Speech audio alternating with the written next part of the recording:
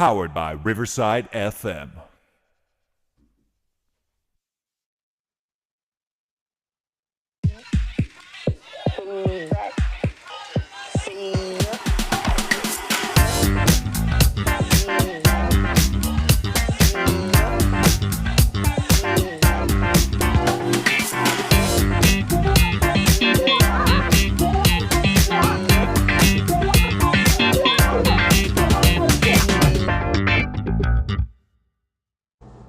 What I'm trying to say is that if I can change, Я думаю, что каждый тоже изменился and сегодня. you can change, Вы можете измениться.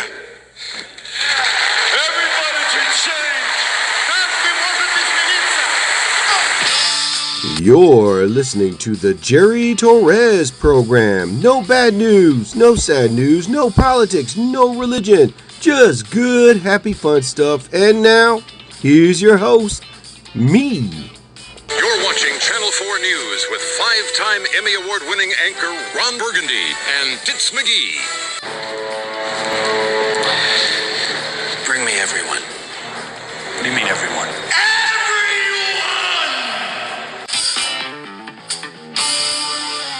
Oh, hey. Hey, all right. Oh my God. That was my new intro, people. Yeah. Now let me explain what happens, all right? So, yeah, that was my new intro. Yes, and I appreciate it very much. And, oh God. Oh my God. Thank you. Thank you. No, please. I'm overwhelmed. I think my nipples are hard, I think. But I mean, stop. All right, keep going. Yeah, thank you. Thank you. I appreciate it, guys. Thank you so much. Okay, stay seated. Stay seated. Try to shrimp balls. Shrimp meatballs are awesome. Anyway, so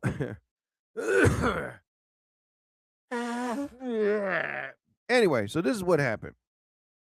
I received a letter, an email from Spotify stating that I was using copyright music. And if you hear in the background, that's Robert Palmer, Didn't Mean to Turn You On. Like one of my favorite songs. I'm a huge fan of Tom Robert Palmer.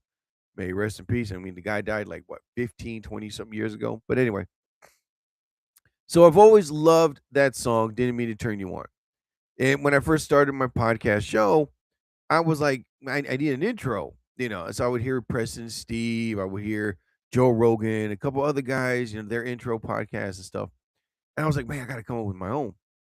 So they would use sound bites from movies, and one guy, hold on, one guy uses like a heavy metal band and so on and so on and so on. And I was like, okay, I got to come up with my own.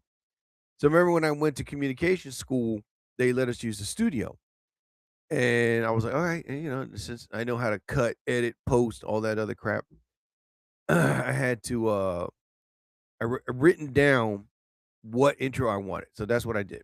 So the first thing I did was the song "Didn't Mean to Turn You On" by Robert Palmer. I said, okay, I'm going to use it. I'm not going to play the whole song.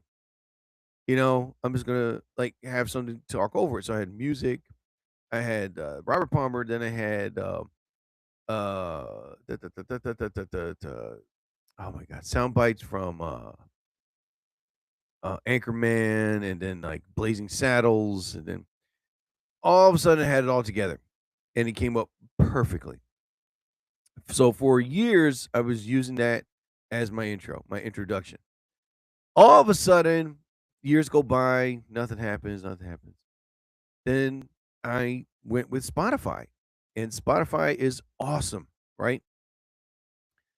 So, but I think it was late last year or early this year, I was getting the emails. You can't use copyright infringement song. Robert Palmer didn't mean to turn you on. Blah blah blah blah. And at first, I would appeal it and say, my part, like I would write like a two, maybe three sentences of, something in return, kindness, courtesy, respectful, letting them know how I feel. That, I love his music, and this is like an homage to the guy, blah, blah, blah, blah, blah. Still, they're threatening to take down the podcast, the whole episode. And I was like, oh my God. So they did it to more than one episode. And all of a sudden, I think it was a month ago or a couple weeks ago that I received another email due to the fact that this and this and this, that we might take down your entire podcast. I was like, oh my God. So I had no choice but to come up with a new intro. So what I did was I did it on my time. I said, listen, I don't have time to go to my laptop. I don't have time to go to my old school, use their studio. I did it all on my phone, right? And before any perfectionist ass wipes out there, oh, you should have done it like this. That sounds so cheap, you know? Suck a big, huge elephant dong and shut up. All right. I What I did was I have these like UCut apps and UCut videos and everything, like editing for music and sound and whatever. All that on my phone. I even have like the best ones, like UCut video. I have that. I also have CapCut. I have Viva Video, and yeah, those are not cheap. I pay like I think 8-10 bucks a month. I don't know, but anyway. So next thing you know, I was like, oh God, all right, gotta get on YouTube. What can I get? So I did not want to get rid of the Anchorman one, and there was another one I didn't want to get rid of, the Tommy Boy, whatever. So next thing you know, I was like, oh God, what music am I going to use? What is going to be my intro music? I was like, oh my God. Next thing you know, I started to get like a little worried because I don't know. I don't know if I had a deadline or something. All of a sudden, it hit me. All of a sudden, the idea came to me. I was like, wait a minute. Wait a minute. Damn it. I thought I had it. Son of a bitch. Hold on. Here. All right. And then I think this is it. And then it hit me. Oh, oh my God. This thing. Hold on. Oh my Lord. There we go. I should hear it now. And then it hit me. There you go. Damn soundboard. Anyway, I thought of Funky Times, right? I have their music on my phone. I'm going to play those short segments on TikTok. And right away, I was like browsing. Said, which one's good? Which one's good? Which one has a upbeat? And I was like, damn, all their music is upbeat. I was all right, let me find out which one has a good intro, a starter. All of a sudden, on Funky Times, they all have ones of good starters. I was like, oh God. So then I said, all right, now I got to be the judge. So what I did was I pretty much listened to listen and I said, all right, these five are good. From 5 to 3 down to 2, and then all of a sudden, bam, I picked one. And then I over my phone, I gave myself my own intro and cut, paste, edit. Finally, it clicked. I was like, ah, good, I got it. And then next thing you know, I uploaded it to Riverside and emailed it just to make sure, like, if anything happens, it like won't disappear on me. And all of a sudden, it came out. I would say 80% good. No, 80% really good. There, I would leave it like that. I did the best that I could on my phone because I was like, damn it, I was at my job when I did all this. Yeah, during my break, and I would go to the bathroom or during my lunch break or break time, and um, I was like, and I did like I always do. You always write the ideas down. That's what I did. I grabbed my little notebook and I was like, okay, this, that, here. I was like, oh, boom, A, B, and C, D. Okay, perfect. All right, got it. So yeah, I mean, listen, it wasn't like Spotify was like threatening me or nothing like that, but that's how they are. They're very protective of musicians' music, and I was like, I didn't want to get in trouble.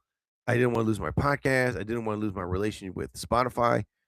I had to be respectful. And next thing you know, I just said, all right, I gotta do this. I don't have the time to, because when I get home, I'm tired. And during on my days off, I was like, oh God, I gotta do laundry, I gotta cut the grass, I gotta clean, I gotta take care of my dad, bing bang a boom boom boom zip, I gotta open mic night. And I was like, oh God.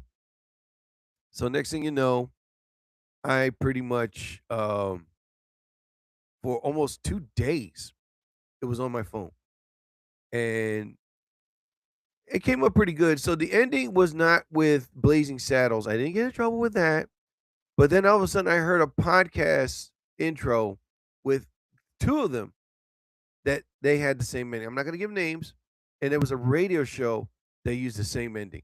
Now go do that you do, that voodoo that you do so well. I was like, ah. So then I said, all right, God, what am I going to use as the ending? Wait a minute, The Professional. Benny. Yeah, we get everyone. Everyone. So, be that as it may, that was my new intro. Like it or love it, like it or hate it, I don't care. Um, it is what it is, because if you were in my shoes and you were given the ultimatum or a little, I wouldn't say like a threat of your life, but I mean it's like you don't want to lose your podcast. You don't want to lose something that you worked hard. So I did all that on my phone, and I was content what I did. The effort of what I did. And I was like, you know what? I'm satisfied. I'm satisfied. So that was my new intro, and I had to keep the Rocky one from Rocky 3. What I'm trying to say is, if I can change, you can change, everybody can change. You know what I mean? I can't get rid of that one. Yeah. I was like, come on, man. I gotta keep that one. You can't lose Rocky 3. I was like, damn it. Oh my God. So yeah, that was my new intro. And last week I didn't do a podcast. And the reason why is because I was under the weather. I had the air conditioning cold. Yes. And yeah, what happened was yeah, and I was not yeah. So I was so I was sneezing, I was coughing, I was miserable. And I took my NyQuil, Dayquil, and then I took my NyQuil to help me sleep. And NyQuil was helping. It was really helping. I was like, "Whoa, what the hell?" I feel pretty good, you know? So, and then after that, I didn't feel like eating. There was a moment where, yeah, I gotta eat. I'm hungry. And then there was another minute I was like, I don't want to eat. I'm hungry. I don't want it. I was like, oh my God, what the hell is wrong with me? Hold on. Oh, God. Then I would go to work. My NyQuil would save me. And I was like, oh, God. I was dragging. I was coughing. I was like, But, I had my protein drinks. I was drinking hot tea, and it was helping. But what I didn't have was my cup of noodle soup. I've always had a cup of noodle soup ever since I was a kid, and I still have it today. When I have that, for some reason, I feel so much better. Oh my God. Cup of noodle soup is the biggity bomb, bomb, bomb. Yeah, it is the biggity bomb, bomb, bomb, bomb, bomb, bomb, bomb. Bomb chicka wow wow. So I didn't have any. All I had was ramen noodle. I was like, oh man. I was like, oh wait a minute, ramen noodle hot and spicy. All right, I'll have that instead. But cup of Nipton, Nipton, Nipton cup of noodle soup is so good. Oh my God.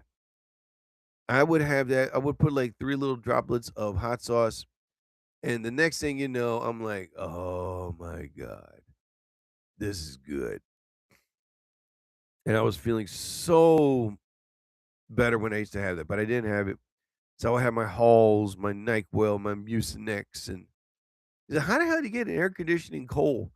Well, because I have with those days where it was like extraordinarily immensely near the mercury or the sun's surface of the sun temperatures that we had was the last week of the week before. I would get out of the shower, dry myself off, and I'm like, oh, this was wonderful. I would stand in front of the AC, and next thing you know, I'm like, oh, this is great. This is good. Not knowing that now I was sick last week. So, and I had to do a comedy show the day I got sick. I was like, no.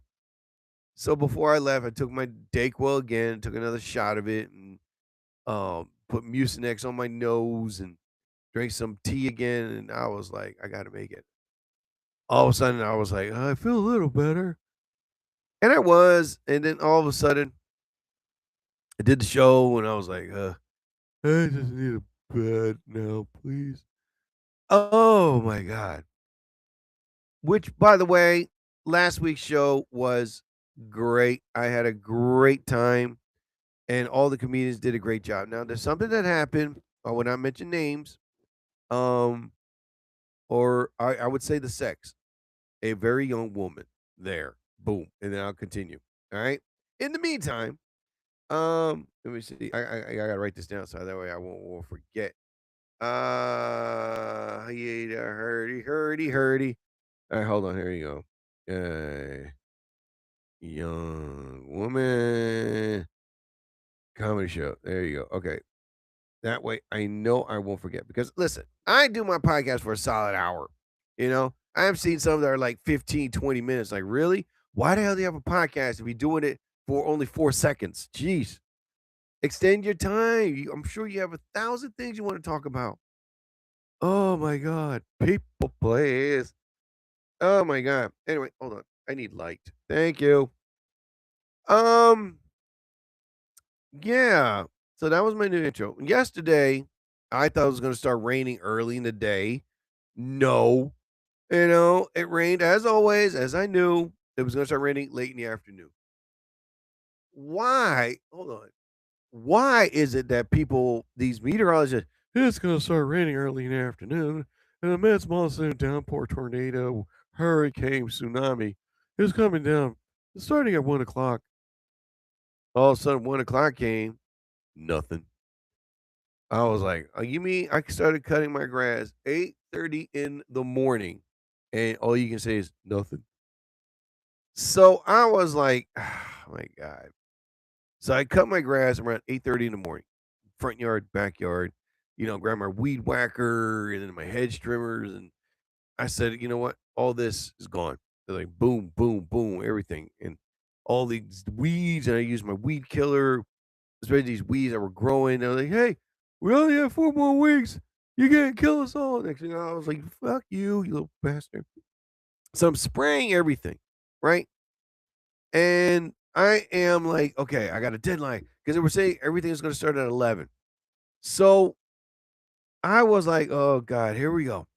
So I started cutting my grass. There I was, cutting my grass. Get off my lawn.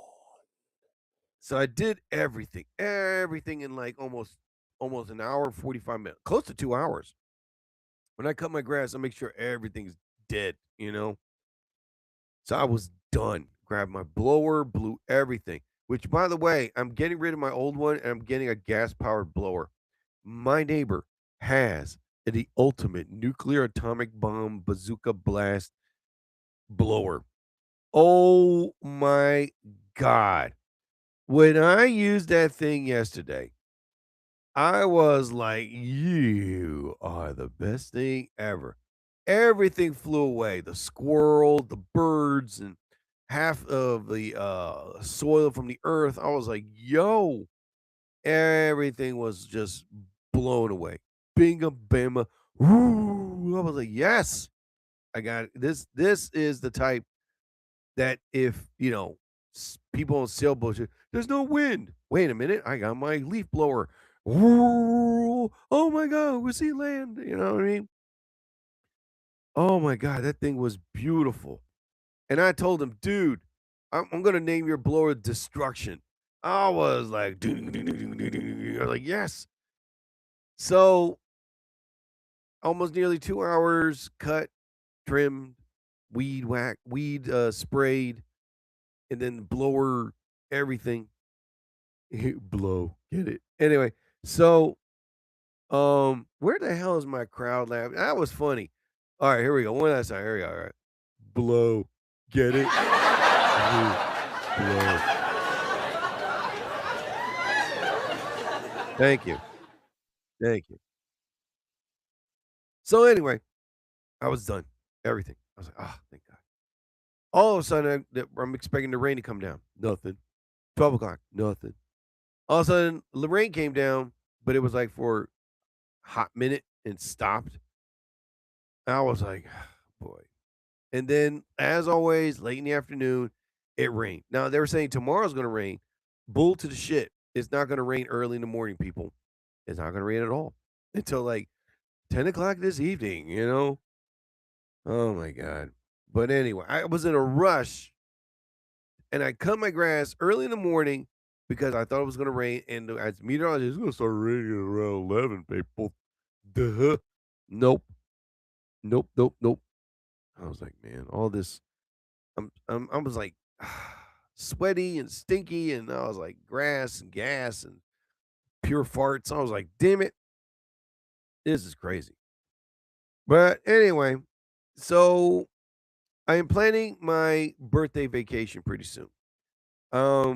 It's a flip of a coin. I don't know if it's Puerto Rico or go to Chicago. Now, if I go to Chicago right now, it's perfect. Chicago during the spring and summer, it's chaotic, it's hectic, it's crowded. And I hate crowds. I really do. So, I'm pretty much thinking um what to do. I'm saving up money. My goal right now is to pay off my credit cards first. That's my goal. I want to pay those off first. And when I do, I want to get my purchase my ticket hopefully in late October. The earlier the better. And just on my birthday, on the week of my birthday, just be like, oh, bam, I'm out. I'm going. Pack up my bag and just head out. So I am going to go somewhere. Puerto Rico, Chicago, or maybe San Antonio, Texas. I don't know. I'll make that decision when it comes around. For right now, it's like I got to pay off my debts first. And so far, I am doing that. You got to pay off your debts. There's so many people that I've read on the news and I've read in so many articles where these individuals that have hundreds and hundreds of thousands of dollars in debt, right? And for some reason, they're still like wanting to go out and on these hold on. And they still want to go out in these elaborate, expensive vacations. It's like, really? Your credit is so bad. You're under debt, and yet for somehow you have the money to go on vacation, but you don't want to pay off your credit cards, your bills, and the IRS is calling, and the creditor and the creditors are calling, and it's like, oh no, they'll go away, they'll go away. Knowing that if your credit's really bad, I mean, you can't get a car, you can't get an apartment. I mean, all this, and but these people are like both. The majority of those people, they're like men and women. They just don't care. They think they know the system. They know how to go around it. Pay off your fucking debts, people. Jesus Christ. But you know what though? I don't really care. You because I'm not them. Sorry about that. I blew my nose. I'm not them. I pay off my credit cards. I pay off my car insurance. My car is paid off and everything. I don't have letters. I don't have phone calls coming in because, I have a debts. I pay it, but you get these people that are I give you a great example. When I was in communication school and one day I was sitting with the professors talking about stuff, I don't know. And I was sitting in his office and we were just shooting the breeze and he had these two stacks of papers. One was pretty high, one was pretty low. So I asked him, hey, what are these stacks here? One is higher than the other. What's up with these? He goes, oh, I have a system. As before he started the conversation. I have a system. Really? I have a system too when I work. I'd like to hear yours. Oh, okay. So, guys, on this left side, this tall stack you see here are the people that owe school loans, right? So if you don't pay, you're on this stack. And then my job is to call them, email them, call them, and text them. Let them know, hey, you owe this much. How come you haven't paid? You better hurry up. We're gonna send this to the creditors. And as always, they dodge them, don't respond back, and still don't get the money. Now they can rebuke your graduation thing. Like they can take it back and say, you know what? You're not getting this back until you start paying your debts. And they have done it. He told me he's done it more than 1,000 times. And they would get mad and upset. But he would say to them, there's no reason for you to get angry or upset because you received letters, you received emails. Many of them like got lawsuits. Like, why are you suing us? Because we redacted your graduation, your certificate of communications, due to the fact that you have paid. You can take us to court, but we will show them why we redacted it. And we got stacks of papers under your name saying that you owe like $70,000 in school loans, whatever, right? So, and then I said, okay, so that's the left side. What's the right side? Oh, these are the people that just finished their school loans. And it was like about 30. And believe it or not, I was one of the 30. Yeah. I was like, what? You mean I'm on the stack? He's like, yeah, right here. I was like, oh my God. Yeah, you received your letter. I was like, yeah, I did. I mean, I didn't expect it, like, to be on the stack on the right, And he was like, oh yeah, but these are the people that paid off their school loans, and you're one of them, Mr. Torres. Like, oh, thank you. Let me get something to drink. Hold on. Uh, so I don't know what it. Then there's this guy on TikTok. He bashes people that owe money. And like he's not smiling, he's not joking, he becomes stone, right? And these people like on the other side of the mic, like, well, I have the money to like. He had this one stupid fat skank woman. Oh my gosh, she was the idiot of the epitome of idiotism, right? And that's what she was. She was overconfident, narcissistic, you know what I mean, an asshole. Like again, another one thinking that they know how to go around the system. So and this guy has her paperwork, all her information is like, you owe this much, and yet you're going to Puerto Rico, but yet you have the money for Puerto Rico, but you don't have the money to pay off your credit card. How the hell? You know what I mean? And he's like, and she was joking around. He's like, I don't think this is funny. You owe money to people. Do you not know what would happen? Blah, blah, blah, blah, blah, blah. I was like, oh, shit. It's stubbornness, ignorance, blind. You know, you can't be like that. I pay off my debts all the time, man. I learned my lesson many, many, many moons ago. And you got to pay off your debts because the last thing you don't want is, bad credit and or if you owe money to the IRS. I mean, they have seized people's bank accounts. They have seized people's property, homes, just to get their money. It's no joke. But yet people think it's not going to happen to them until one day when it does. What are they going to do? Too late. Your overconfidence, arrogance, narcissistic ignorance ain't going to protect you, but they're thinking they are. It is. Just look the other way. That's all I got to do. Pretend it doesn't exist. They know you exist, dude. Just pay it off. Sheesh, man. Oh my God, man. Yeah, yeah. All right, so let's go to what happened last Friday.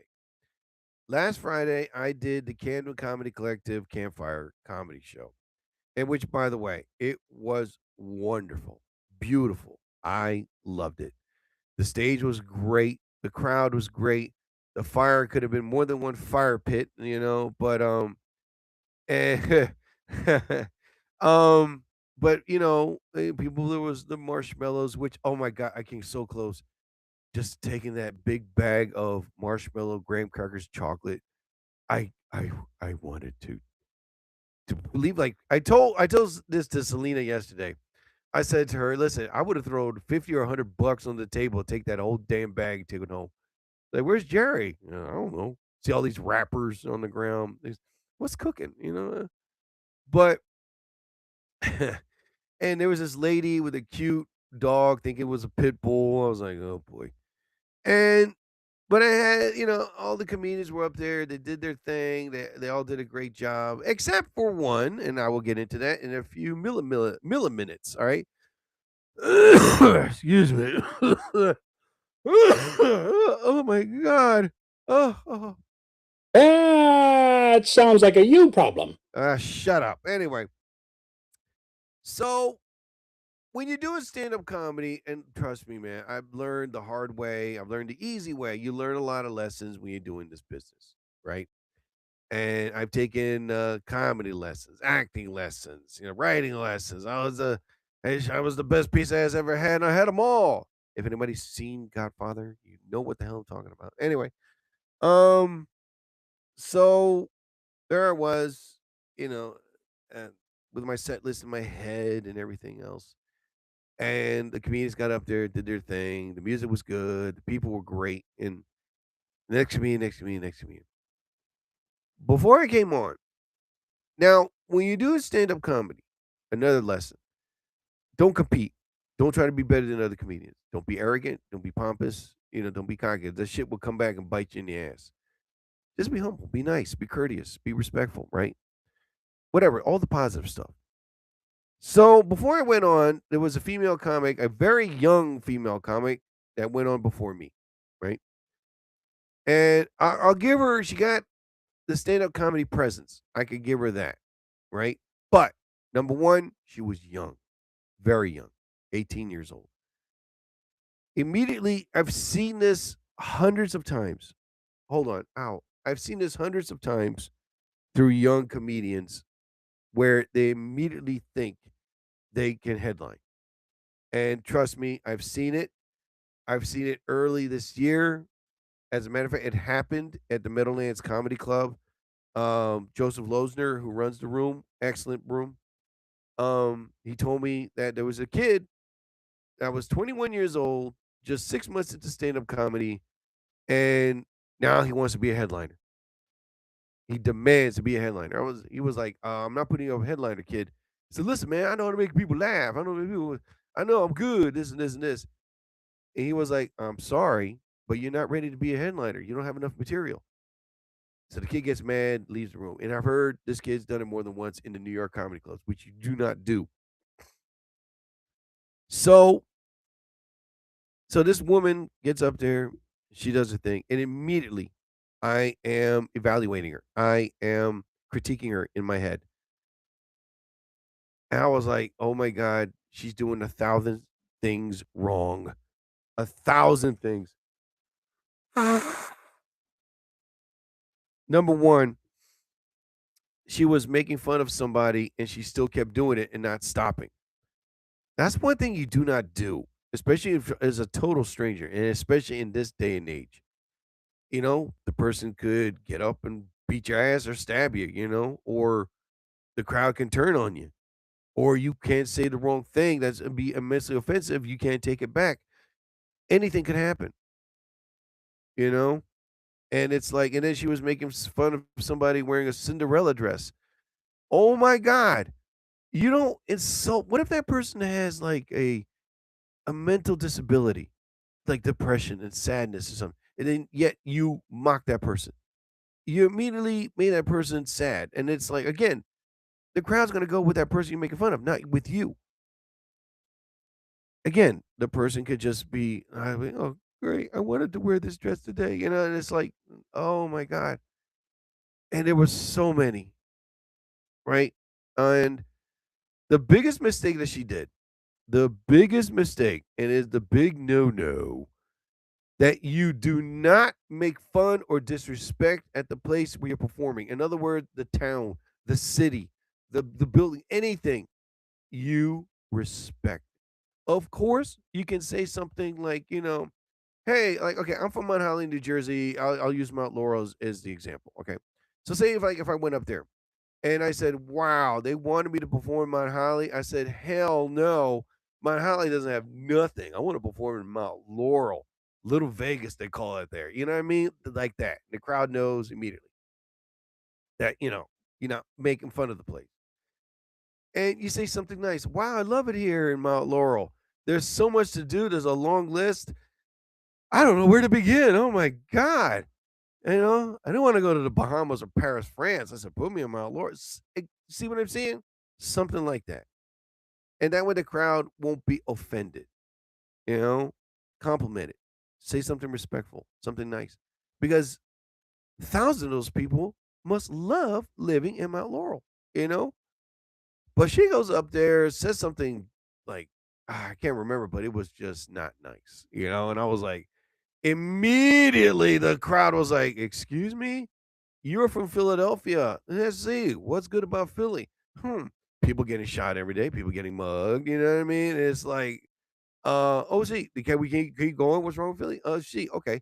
The drug dealers, the fire, you know what I mean? It's like you're putting down Mount Laurel, knowing that Philadelphia has cotillion things wrong, you know?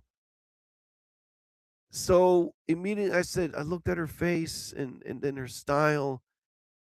It was like this woman will not listen to me or anybody. Immediately, I've seen that face 1,000 times from young comics. And I always tell the story of that one comedian when I first started. Um, I thought I was the shit. I was in that woman's shoes. I thought there was a time when I was young, I was like, yeah, I know my shit. Yeah, I got this. I'm funnier than anybody in the world. Until that one day I got my wake up call when a crowd didn't laugh at anything I said. I was like, oh boy. And then I had a crowd boo at me. And then there was like this really cool comedian pulled me to the side, an elderly comic, but he was around. I'm talking about he's performed with the big boys, Frank Sinatra, Sammy Davis Jr. He opened up for them and like he never did any movies, but he just opened up and like warmed up the crowd. And he told me the story like it was at a time where black entertainers had a hard time performing in rooms. He goes, I got lucky because I had Frank Sinatra. You know what I mean? Who's going to say no to him?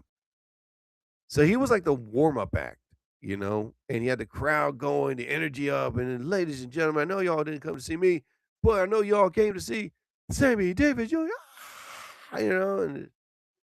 But the man, he saw the way I performed. Like he saw the crowd didn't laugh and everything else. He pulled me to the side and he goes, all right, kid, I'm going to talk to you right now.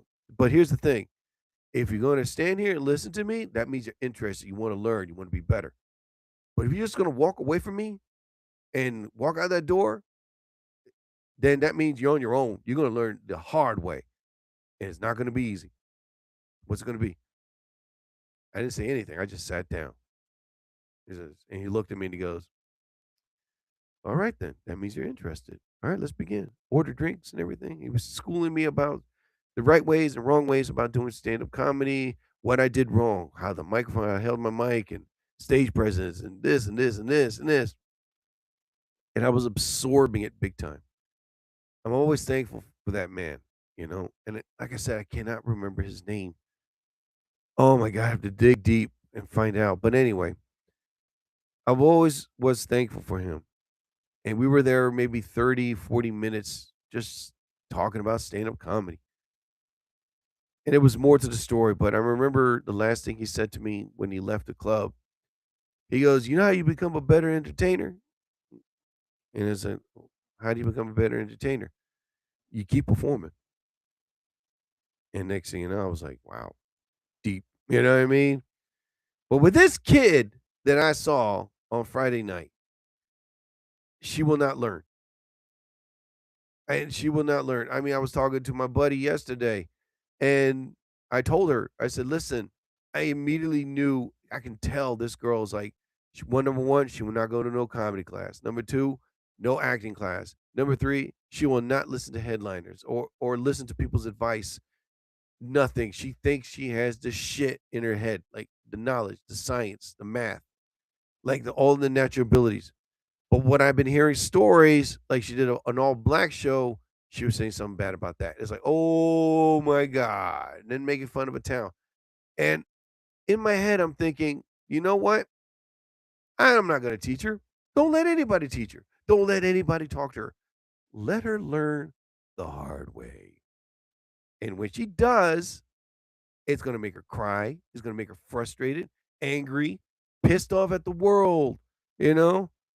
Because it's like, I know what I'm doing. Don't tell me what to do. And it's like, okay, it's okay. No, no, no. You got the shit. You're a savant. You're born with it. There are people that are born with being a painter, being a musician, being a dancer, being a martial artist. People that have that born natural ability. You are born with stand up. Yeah, your mom had sex with Richard Pryor and Chris Rock. Okay, boom. You have their sperm cells in there. You have their genetics. You know stand up. No, this woman is not going to learn, and she's very much going to get those wake up calls. And when they figure out the crowd booing, the crowd laughing, threats, or why she's not booked, maybe something will click and say to her inside of her and say, "Hey, we're doing something wrong here." You know? And my friend yesterday was like, I said, listen, she's not going to listen. Even if I pull her to the side, try to give her some advice, it'll be one ear out her ass. It's no help. No help. So, I mean, she's on her own. And I've seen it hundreds and hundreds of times. And for those people that act that way, those young comedians that are like thinking they're the shit, really? Okay. I will bet anybody $1,000 of my own money, a comedian thinking that they're the shit 6 months in, and find the biggest headliner. Find the big, I don't know if it's Seinfeld, Bill Burr, Chris Rock, of a sold out show. And you get out there and open up for them. If you can pass 10 minutes, because they always have warm ups. But if you can pass 10 minutes, boom. But no rehearsal. I mean, you really have to go there. Like you get the call, boom, go up there. You know. But a lot of these cats thinking, it's like, I got this. I know what I'm doing. You don't tell me what to do. Listen, just go up there and make people laugh. It's like, there's more to it than that. I'm telling you right now. Number one, you don't read the room. Number two, you're overconfident. 3, you're arrogant, disrespectful, pompous, narcissistic. And you have no knowledge of stand-up comedy at all whatsoever. It takes time, people. Musicians, dancers, singers, as well as comedy. It takes time. It took me a lot of years to be polished, and I'm still learning, you know? And I was telling my friend yesterday, Selena, I said to her, there's a comedian named Uncle Dud. And I love his performance. I love his stand up. And I sit there and I watch him perform. I study this guy just so I can be polished, polished. So that way my blade can be more sharpened. I listen to his material. I listen how he plays with the crowd, his smoothness, his professionalism on that stage. I'm like, yes, this is a guy that knows what he's doing, you know? But I study him. And it's been a while since I've done that, a long while. So seeing Uncle Dud up there, he's a comedian, really good. And seeing when he goes on, bam, immediately this guy is like, oh, I know what he did. He read the room. You know what I mean? I was like, okay, let me see how smooth the style is right now. And I admire that and I study it. So that way I can be better. It's not competing, No, it's learning and being better. And for this girl, she won't do that. She's going to learn the hard way. I'm telling you, man. I'm going to hear so many stories right now that she's going to, oh, she did a show last week. What happened? people booed her off. I was like, oh my God. And then all of a sudden I hear another story. What happened? Some woman was about to kick her ass. I was like, because making fun of her dress. I was like, oh shit. I'm telling you right now, she's gonna be another shooting victim in Philadelphia. It's like, oh boy, it's not gonna go well. Ugh. All right, but besides all that, the one thing I can say is this: take your time, people. Learn your craft, hone in on your skills.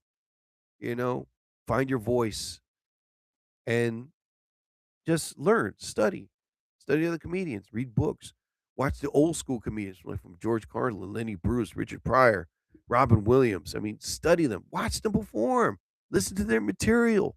I still do it today. When I see Dave Chappelle, Earthquake, or Bill Burr with a new special, I'm watching them. I'm learning from them. I'm like, okay, they're talking about this, they're talking about that, okay, all right. Because that way you can be a better performer anytime you walk on that stage. Live and learn, people. Live and learn. Know the room. Not just read the room, but also read yourself. And that way you can be better when you head out that stage, man. But besides all that, man, let's Ron Perlman is ready to be in Hellboy 3 at 75. They're in the talks of using him again to make Hellboy 3. I love the first one. The first one is classic. I love it. Now, Hellboy is not affiliated with Marvel or DC. It's from an independent comic company. And I remember reading this comic, when it first came out. I was like, ooh, Hellboy. This guy with a big fist, like, all right, And I read it for a little while. I liked it. And then when the movie came, I went to the theaters. I loved it. I was like, oh my God, they did it right.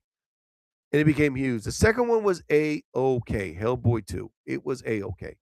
Then they did an animated series, and then they did a third movie that sucked. And it didn't star Ron Perlman. It started this other actor. So now they're in the talks of him doing a third and final one. And I hope they do.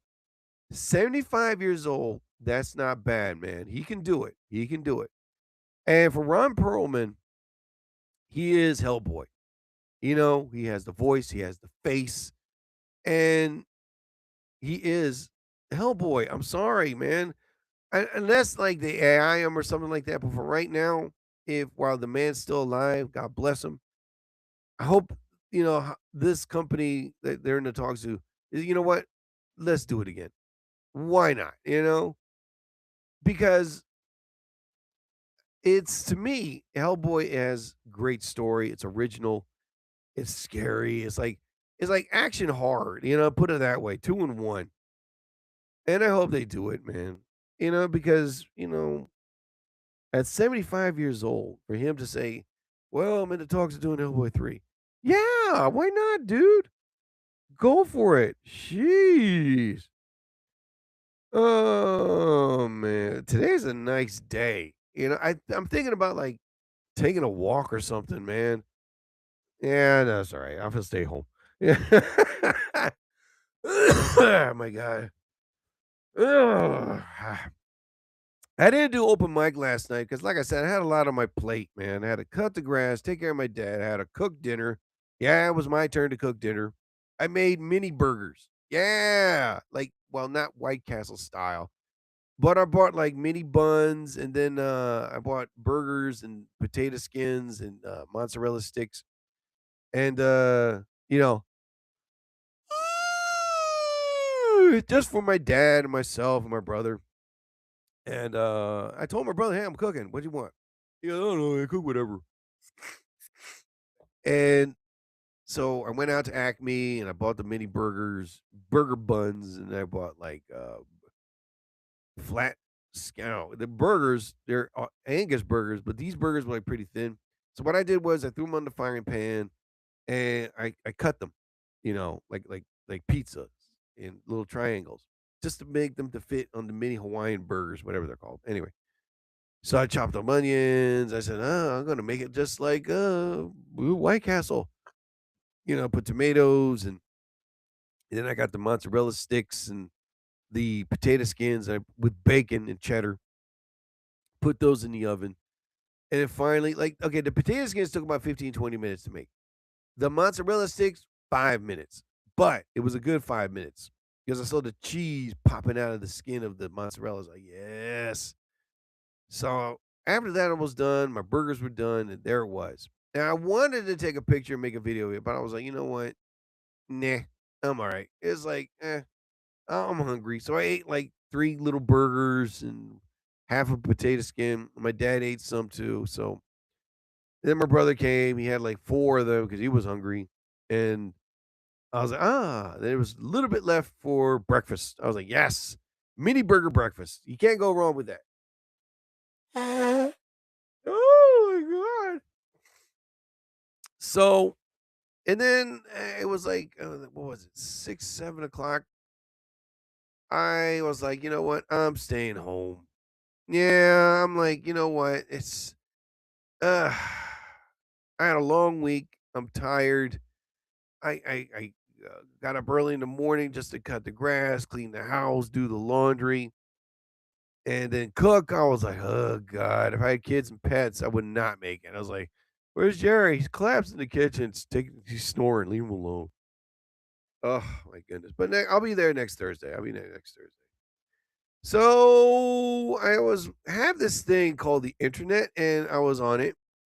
And while I was on the internet, I saw this thing from the 80s. I was like, hey, I'm a kid from the 70s and the 80s. Why not?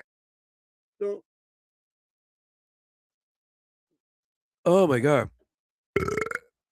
So there it was, browsed to it, and it was a company called The Week. It is a kind of like a little leaflet of stuff that has happening in the world. But I read this thing. It was called the 9 best movies of the 1980s. Futuristic cyborgs, hunters, and Vietnam reckonings are the greatest romantic comedy of all time. Highlight the best films of the decade. So I was like, well, yeah, pretty much. There's a joke that I have about the 70s and the 80s, how like the original music and movies were original, and there was no reboots, no remakes, no you know what I mean? It was like, bam, that's it. Great example, The Last Starfighter, 1984. Original, they haven't made a sequel, a series, or prequels, nothing. It's a standalone film. I was like, wow. So whether the 80s were in the morning, like were the beginning and the end of the post-war political consensus, the 9 memorable films include huge box office hits as well as gems known as the uh, dedicated cinephile. All right. So now they're not numbered from 1 to 10 or 10 to 1, but 1980, The Shining. Now, it was a Stephen King novel, and it's about this caretaker on a snowy overlook hotel with his wife, and his son. And he hears these, voices, and he sees these ghosts and demons kind of overtake over his mind, and he becomes like wacko bedazzled. But he says, here's Johnny, which, by the way, that was an improvised line. It was on the script. But it was, I wouldn't say it was a scary horror, but it was like psychedelic. And they don't make movies like that anymore. So that was 1980, The Shining. Now, this movie I love, 1982, Blade Runner. Now, when a movie first came out, it kind of sort of bombed at the box office. It was smashed by the critics. So now it is a classic, not a cult classic, a classic. And now the reason why, for its time, 1982, when it came out, they did their best to make it look like apocalyptic, futuristic, with the technology that we have now that wouldn't, in 1982, it was in the movie like 2019, Now, it, so the guy's name is Rick Deckard, a titular agent who hunt and retire rogue synthetic replicants in a bleak, polluted future of Los Angeles set in 2019. Now, Deckard is tasked with eliminating a band of rebellious replicants and who return to Earth to confront their creator, the CEO of Tyrell Corporation. Now, it was great acting. Storyline came from the book. what was it? Were sheep something? It was based on a book, but anyway, um, it was directed by Ridley Scott. So yeah, listen, when Ridley Scott had its power and its originality, it wa listen, I find it great. All right, it's a good movie. 1984, Amadeus. I love this movie. Um, it's about Mozart. Uh, it's music. It's he's unhinged. He's laughing. He's drinking. There's some inaccuracies in the history of the guy. Like the guy who was helping him thought he was jealous. No, they found like letters in his diary of how he loved Mozart. And in the movie, it made it seem like his friend was jealous and tried to take him down. But in reality, no, he loved Mozart. He was his friend. He tried to help him, and he did. So, but there was like betrayal of talent and everything else. But all in all, it to me, it was a great movie, Amadeus. These are the 9 movies that are great from the 80s. Back to the Future, I'm tired of that movie. I'm moving on. I am. The Sacrifice, 1986. Never saw this movie. Never saw a celebrated Russian director. The Sacrifice remains one of the best finest. Errol Josephson is Alexander, an actor journalist, celebrating his birthday at his family's Swedish estate. When he and his family get the word that World War III has broken out, maybe. I don't know. Another movie that's classic from the 80s, Full Metal Jacket, 1987. What can you say? The movie to me, I love it. It's classic. It has its great lines. You know, was it accurate to Vietnam War? I would say like a little bit of it. They did a lot of flaws, some things that soldiers would never do, but it was a great film. Another film that I love, and I hope to make a Broadway play of it. I know they will. Is the movie Do the Right Thing, 1989. Directed by Spike Lee's groundbreaking film, made him a household name. And Lee was the only second to best black writer nominated for the best original screenplay at the Academy Awards. He stars as Mookie, a young father and delivery man at a neighborhood pizza joint run by Sal, the late Danny Aiello, a flashpoint of racial tensions between largely black community and the restaurant's racist owner.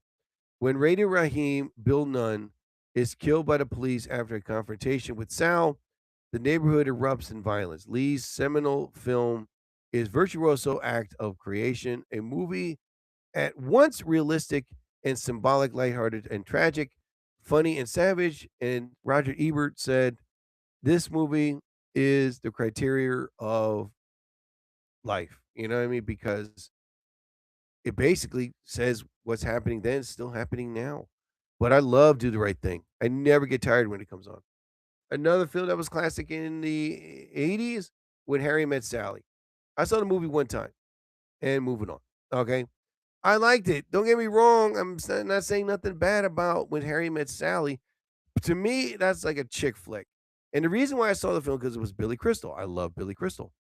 But when it was like 2 people, they're friends and, "Oh, are we in love?" "I think we're in love," and their friends trying to convince them, "Well, you guys should date, blah, blah, blah, blah, blah." It was like, okay, bang each other's brains out or not. Um, but besides all that, you have so many movies from the 80s, from the 70s and the 80s that are like classic, original, you know? And not that many of them are around today of that. But yet Hollywood still, say, hey, let's do a remake. Hey, let's do a reboot. Hey, let's do a prequel. Those are the original ideas right there.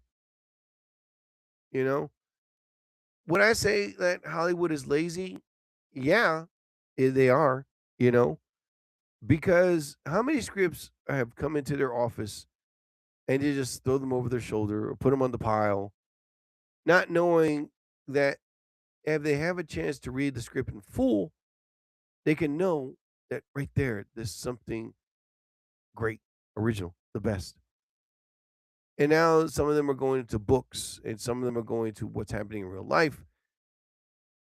But yet again, it's still like people are dying and waiting for an original film, an original classic film. They can walk out the theater and say, wow, you know, it's a sad time that we live in this era where Hollywood is like struggling to come up with an idea, where Georgia is coming up with an idea, where now New Jersey, Netflix is coming to New Jersey, and it's like they're struggling for a new idea.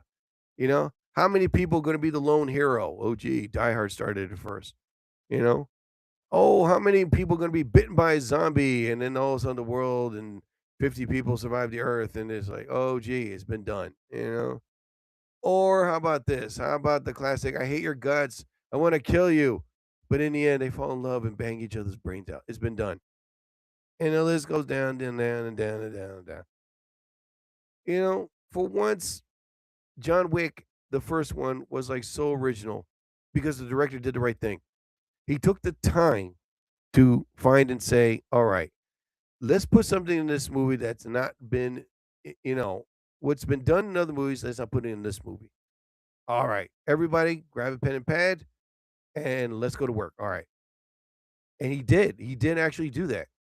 He grabbed his whole cast and crew with legal pads and he got a whiteboard, ordered food, and he goes, okay, we're not leaving this room until we're going to put things in this movie that's not been in other, you know what I mean? It's like, if it's in other movies, we're not going to put it in this one. And they did. Oh, he always wears like a disguise. Okay, we're not going to put that away. There's always a friend or a family member that they kill. Okay, we're not going to put that. And they finally said, okay, all the things that are on this list, we're not going to put in the movie. I was like, oh my God. But they don't do that anymore. You know? Hey, let's do another Die Hard. Except it's a guy with no arms and legs. How is he going to do it? You know? I was like, oh boy. Or let it be a puppy or kitten that saves the day. Oh God. Take the time to find something original. And when you do, and there's something that's original and sparks, you'll be surprised like how many people would be happy, content, and relieved that there's a movie that's original. But you know what's not original? Writers that keep writing the same thing over and over and over again. And it's like, oh God.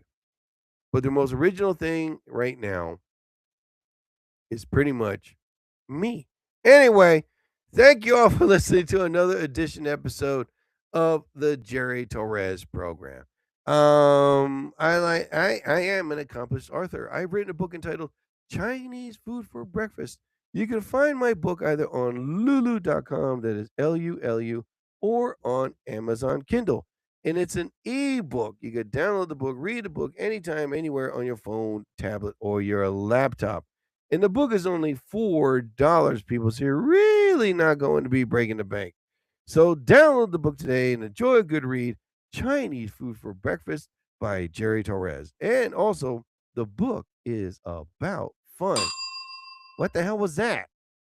Wait. Let me see here.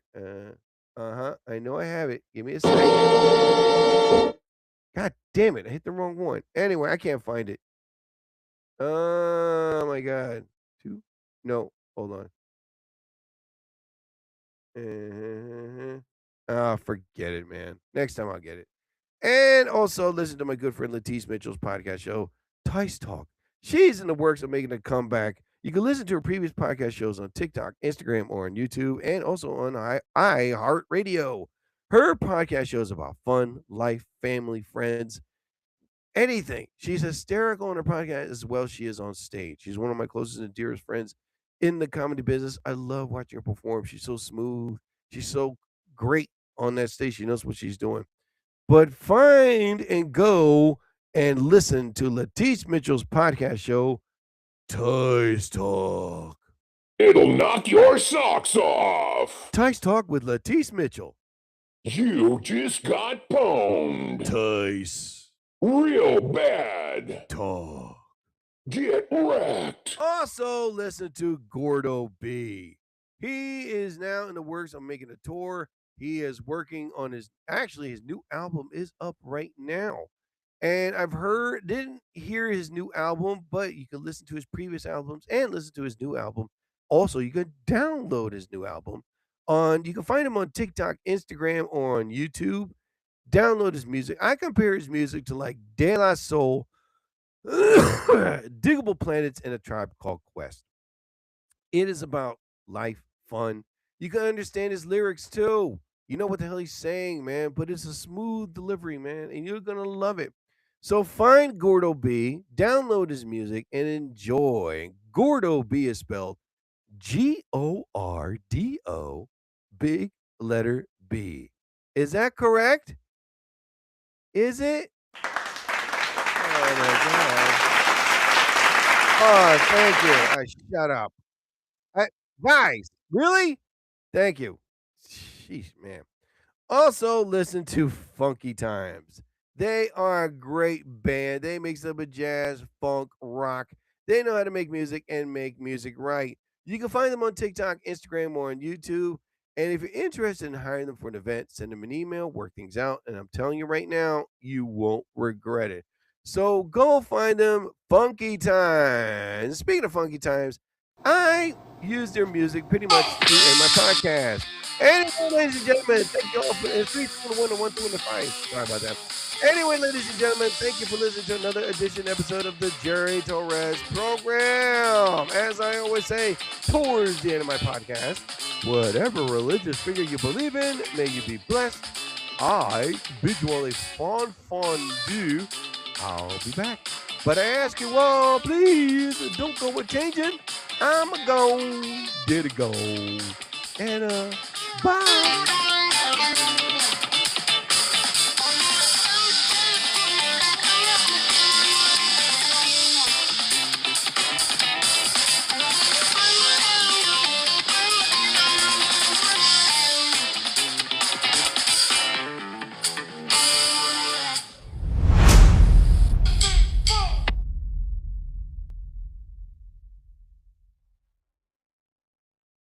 Powered by Riverside FM.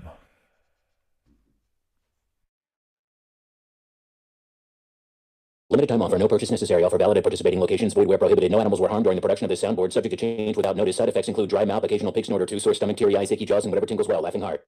You've just heard the Jerry Torres program on Spotify, Apple Podcasts, Riverside FM. Plus, listen to him and other podcast affiliates. Subscribe to the Jerry Torres program on Spotify, ladies and gentlemen. And always remember that the Jerry Torres program has been known to bring magic into your heart, mind, and soul.